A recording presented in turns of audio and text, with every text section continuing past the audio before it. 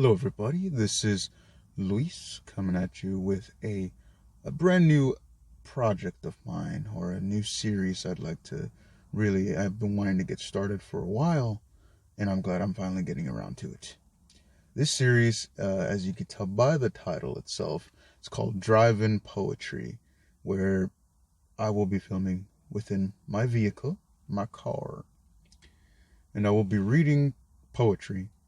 Well, not just poetry, it could also be literature, whether it's stories, but typically it will be more centered or focused around poetry.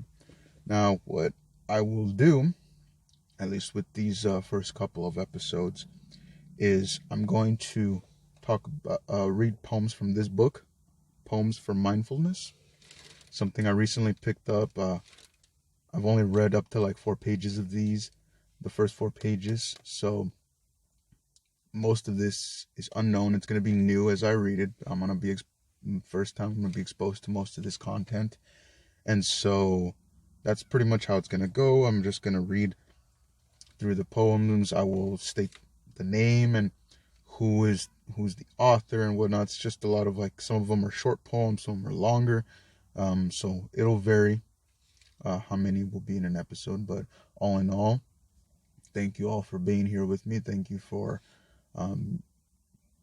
wanting to watch this, and if you want to show your support or show show that you like what I'm doing, don't forget to comment, and subscribe. Hit that subscribe button, and also don't forget to hit the notification bell icon to be notified of the most recent uploads, like new things that I come out with, like right now. So this is Drive-In Poetry, and these are Poems for Mindfulness, Part 1. Or I should say Episode 1. Alright, so let's begin. If you hear paper, that's the bag that I bought it from. Yes, it hasn't been very long since I bought this. Okay.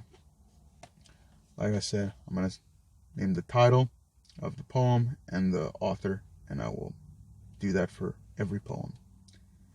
Mother and Babe by Walt Whitman. I see the sleeping babe nestling the breasts of its mother. The sleeping mother and babe hushed. I study them long and long. Cradle Song by Thomas Dekker. Golden slumbers kiss your eyes. Smiles awake you when you rise. Sleep, pretty wantons, do not cry, and I will sing a lullaby. Rock them, lullaby. Care is heavy, therefore sleep you. You are care, and care must keep you. Sleep, pretty wantons, do not cry, and I will sing a lullaby. Rock them, lullaby.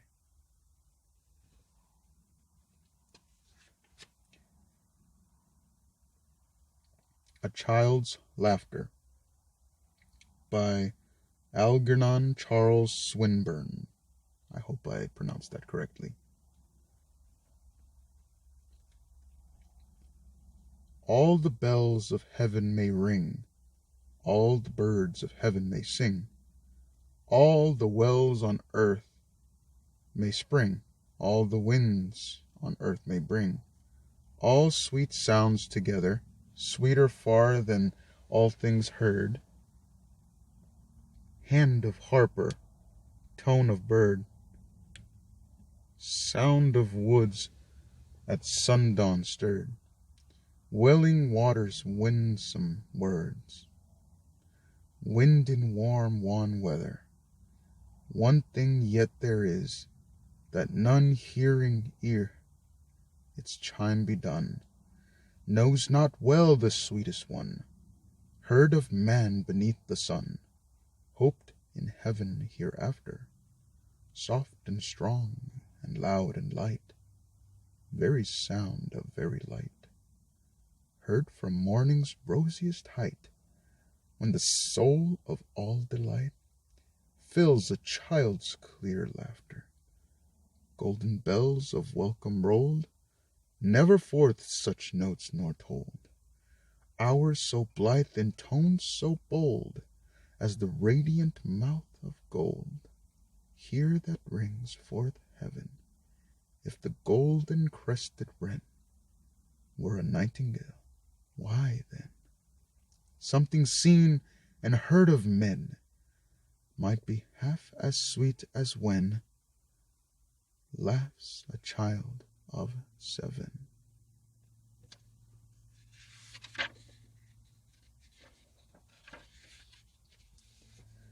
It is a Beauteous Evening by William Wordsworth.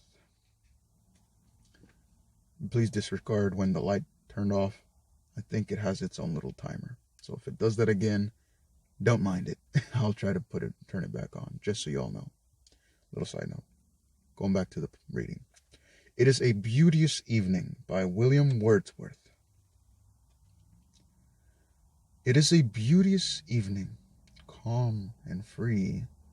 The holy time is quiet as a nun, breathless with adoration.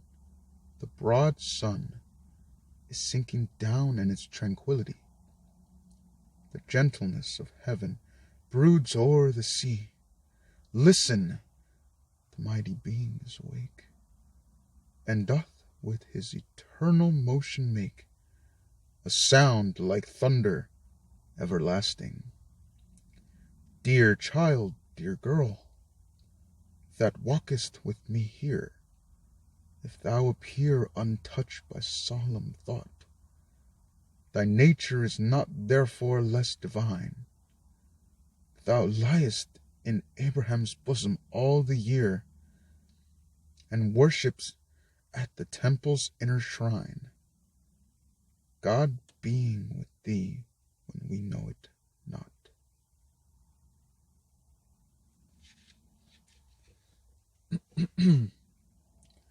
Winter Evening by William Cowper. I hope I pronounced that correctly. Winter Evening. One moment. There we go. A little bit of extra light. Okay, back to Winter Evening. Now stir the fire and close the shutters fast. Let fall the curtains, wheel the sofa round, and, while the bubbling and loud hissing urn throws up a steamy column, and the cups that cheer but not inebriate wait on each, so let us welcome peaceful evening in. O winter, ruler of the inverted year, I love thee, all unlovely as thou seem'st, and dreaded as thou art. Thou hold'st the sun, a prisoner in the yet undawning east, shortening his journey between morn and noon, and hurrying him, impatient of his stay, down to the rosy west, but kindly still compensating his loss with added hours of social converse and instructive ease, and gathering at short notice in one group the family dispersed, and fixing thought, not less dispersed by daylight and its cares. I crown thee king of intimate delights, fireside enjoyments, home-born happiness, and all the comforts that the lowly roof of undisturbed retirement in the hours of long uninterrupted evening know. Okay. Yeah, doing my best to try to keep this light on, but I have no idea what's going on. Hopefully y'all will are still following along, and I hope I don't lose any of you because of all of this. I don't know. I think maybe it overheats and it turns off. Well, consider it a little surprise every time it turns off. Alright, well, let us continue. Go, Lovely Rose by Edmund Waller. Go, lovely Rose. Tell her that wastes her time and me, that now she knows when I resemble her to thee, how sweet and fair she seems to be. Tell her that's young, and shuns to have her graces spied, that hadst thou sprung in deserts where no man abide, thou must have uncommended died. Small is the worth of beauty from the light retired, and bid her come forth, suffer herself to be desired, and not blush so to be admired. Then die that she, the common fate of all things rare, may read in thee how small a part of time they share, that are so wondrous sweet and fair. Right, everybody. If you will give me just a couple of seconds, I will fix my light a bit. It's gonna look a bit unusual. Give me 1 second. Need to change the filter up a little bit. It's a little too dark in here. I wonder if this is the highest setting. Yeah, it's the highest setting. Okay. I don't want it to get too crazy either. Alright. Next poem. She Walks in Beauty by George Gordon Lord Byron. Okay. She walks in beauty like the night of cloudless climes and starry skies, and all that best of dark and bright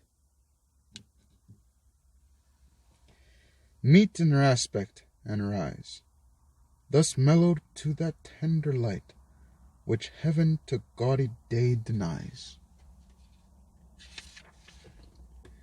One shade the more, one ray the less, had half impaired the nameless grace which waves in every raven tress, or softly lightens o'er her face, where thoughts serenely sweet express how pure, how dear their dwelling place. And on that cheek and o'er that brow, so soft, so calm, yet eloquent, the smiles that win, the tints that glow, but tell of days in goodness spent, a mind at peace with all below, a heart whose love is innocent.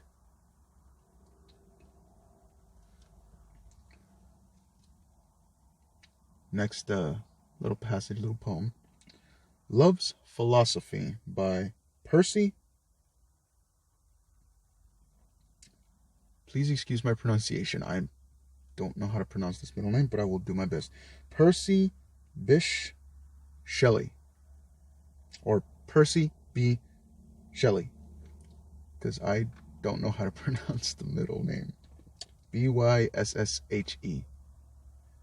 I'll just go with Percy B. Shelley. Love's Philosophy. The fountains mingle with the river, and the rivers with the ocean. The winds of heaven mix forever with a sweet emotion. Nothing in the world is single, all things by a law divine in one another's being mingle. Why not I with thine? See the mountains kiss high heaven, and the waves clasp one another. No sister flower would be forgiven if it disdained its brother. And the sunlight clasps the earth, and the moonbeams kiss the sea. What are all these kissings worth if thou kiss not me?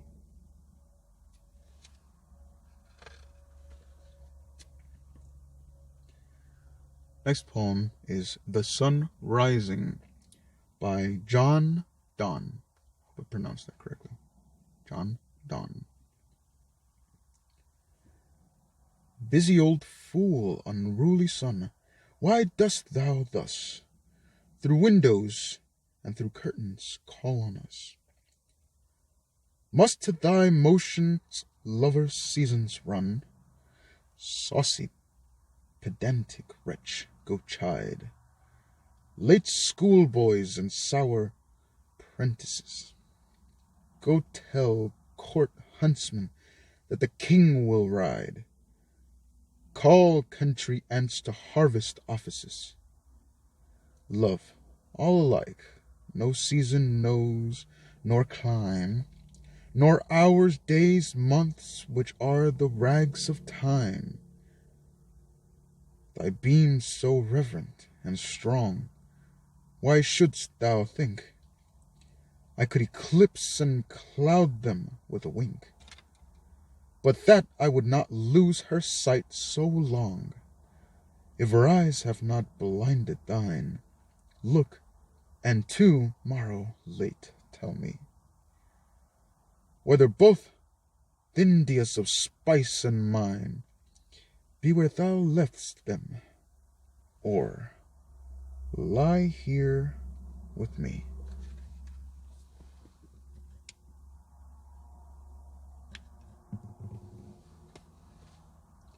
Ask for those kings whom thou saw'st yesterday, and thou shalt hear, all here in one bed lay. She's all states, and all princess, aye, nothing else is. Princes do but play us, compared to this. All honours mimic, all wealth alchemy. Thou, son, art half as happy as we, in that the world's contracted thus. Thine age asks ease, and since thy duties be, shine here to us. And thou art everywhere. This bed thy centre is, these walls thy sphere. I will read that last bit once again because I had skipped a sentence. Thine age asks ease, and since thy duties be to warm the world that's done in warming us, shine here to us, and thou art everywhere. This bed thy centre is, these walls thy spare.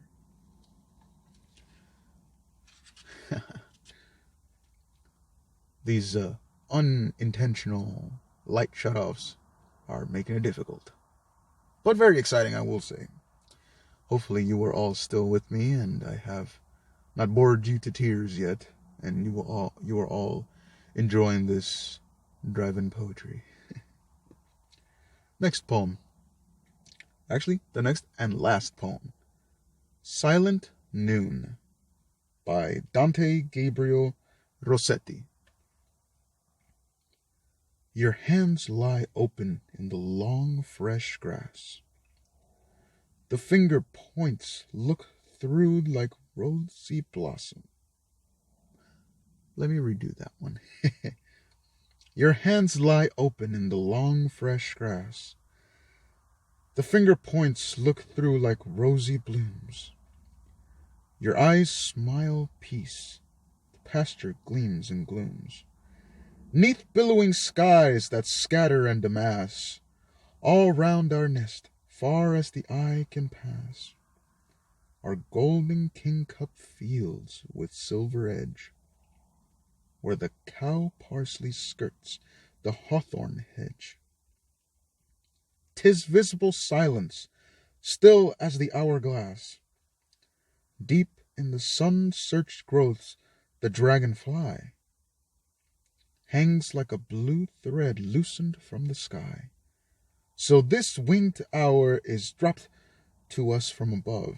Oh, clasp we to our hearts for deathless dower this close companioned, inarticulate hour, when twofold silence was the song of love.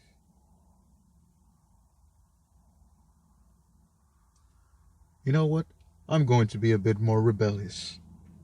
I will give you one more, and I will do my best not to mess this up. Name of this poem: Now Sleeps the Crimson Petal by Alfred Lord Tennyson.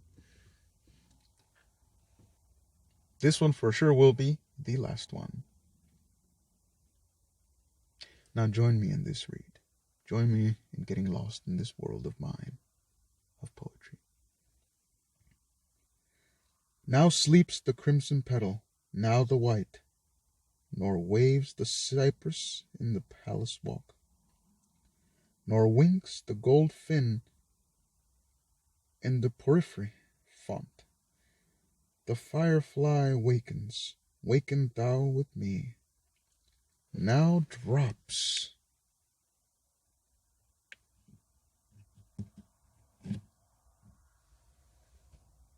Now droops the milk-white peacock like a ghost, and like a ghost she glimmers unto me.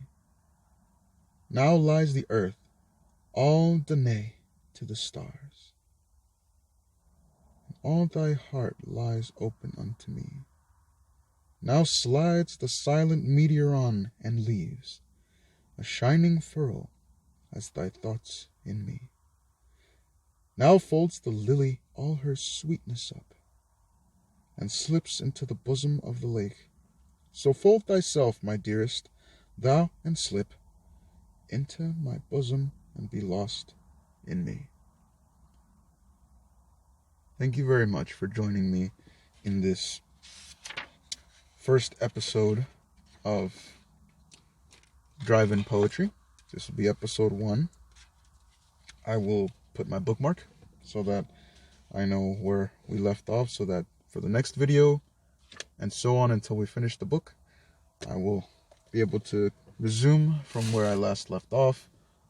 Excuse me while I get this over here so you all can see me a little bit better. Yeah, so thank you very much for tuning in. I am Luis. I am your host. I am your narrator/reader. And I hope you all enjoyed this. This is, again, something new that I've decided to do a new project of mine, a new series, to be more specific, that I'm doing for my love of poetry and my love of reading it out loud. Otherwise, I'll be honest, I'm not much of a reader myself, but if I read aloud, I am exponentially more interested in the content of a book. Otherwise, I will pay it no mind. So thank you for bearing with me and for listening to my interpretations, or my way of narrating these poems. Hopefully you all can forgive me for some of the little icks and bits of mistakes that came along. We've had a lot of unintentional surprises here, especially with the light flickering on and off on its own after a certain amount of time. But with that being said, I'd like to thank you very much for joining me. I hope that you will leave a comment down below stating what you liked about it, which one was your favorite, and why. And also let me know if you have any particular works in mind that you would like me to read, whether they be poetry or even a book. And don't forget to subscribe and hit the notification bell icon to be notified of the most recent uploads, like this one today. Or I should say tonight, whatever time you're watching this. Well, that's that. Thank you very much, and you all have a wonderful, wonderful, poetic life. This has been the first episode of Drive-In Poetry. Thank you.